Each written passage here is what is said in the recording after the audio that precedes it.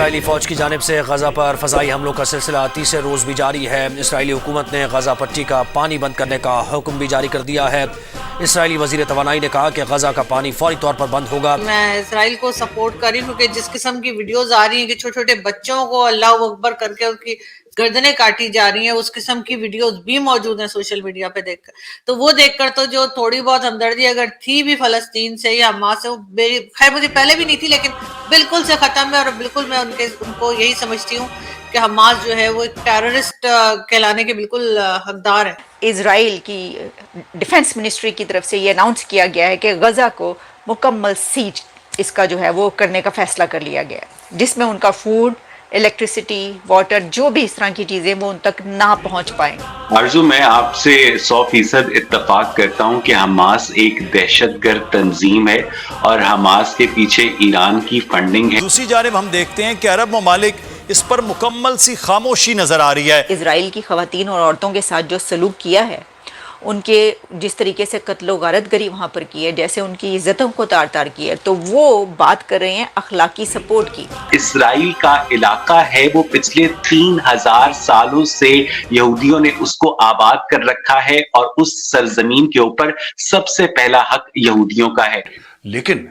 لیکن حماس کے ساتھ کون سا دیش کھڑا ہوا؟ پاکستان۔ دوستوں یہ دیکھیں، یہ ہیں شہباز شریف صاحب، یہ ابھی پرائم منسٹر تھے یہ پاکستان کے۔ میں نے کل ایک ویڈیو دیکھی ہے، اس کے اندر نا انہوں نے اللہ اکبر کے نعرے لگا رہے ہیں، لیکن ایک لیڈی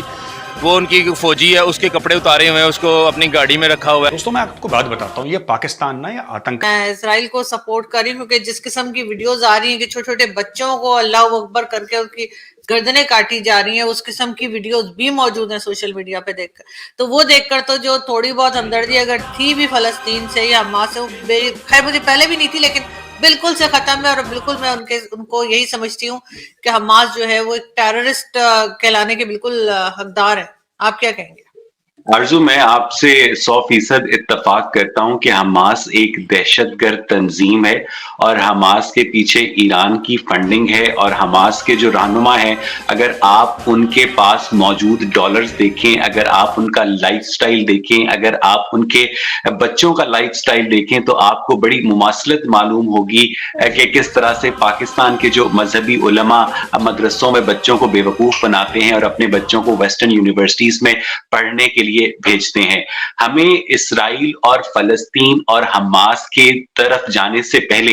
ایک بنیادی چیز کو سمجھنے کی ضرورت ہے کہ پاکستان کی جو ریاست ہے وہ اسرائیل کو تسلیم نہیں کرتی، اور اس کی وجہ یہ ہے کہ جناب